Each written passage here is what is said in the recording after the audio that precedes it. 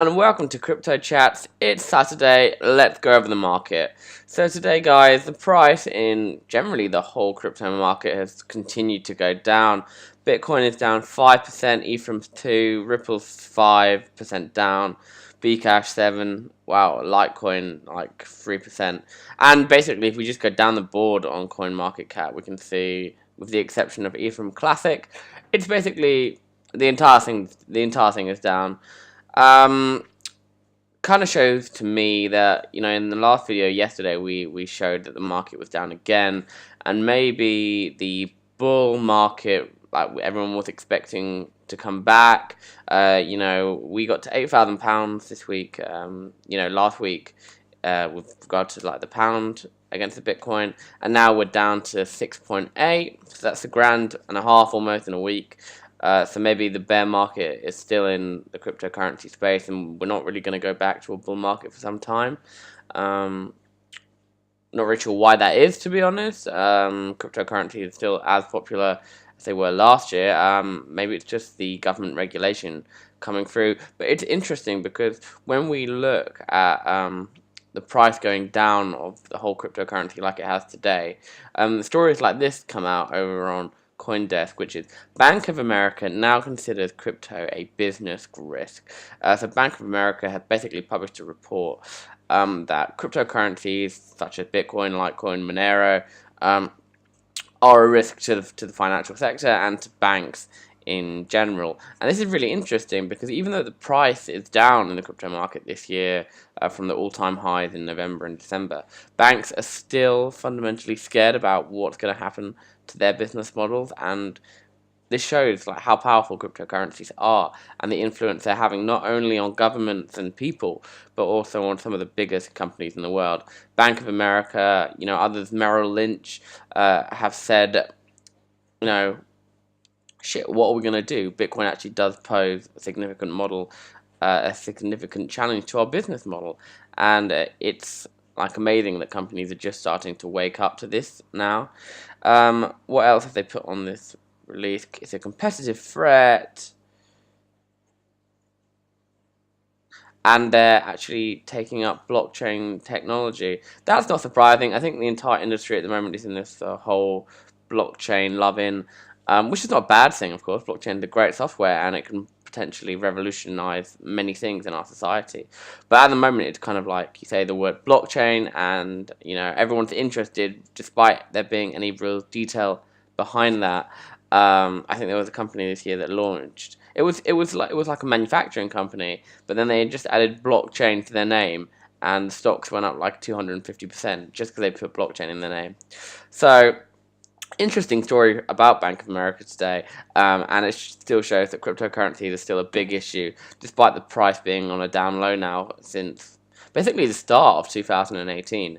It's gone down.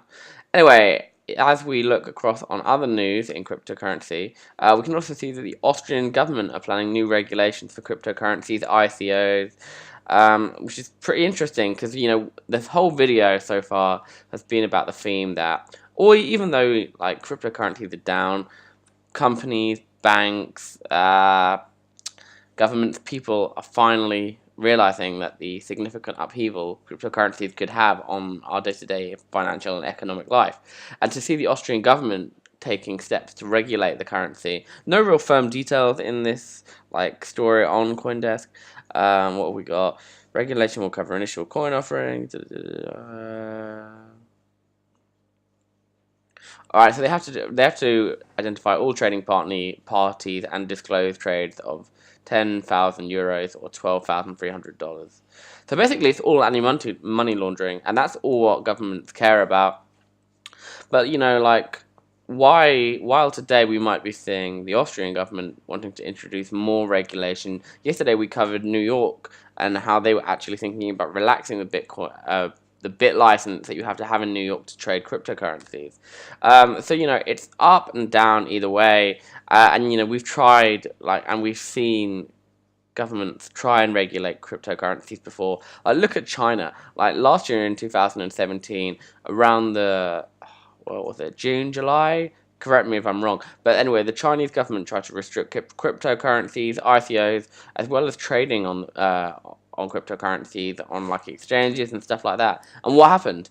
Cryptocurrency still recovered despite government regulation, and it's really like trying to trap like an animal that keeps on like getting bigger than the cage you put it in, because fundamentally, how do you regulate something that is anonymous and can be everywhere simultaneously at once?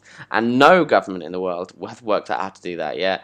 And I think, to be honest, in this article, the Austrian government are kind of just getting on the bandwagon. They've seen China try it. They've seen the US try it. They've seen the UK say, oh, maybe we'll think about doing something about cryptocurrencies, but we don't really know what, which is basically our government's position on cryptocurrencies at the moment, that something needs to be done, but we don't know what to do.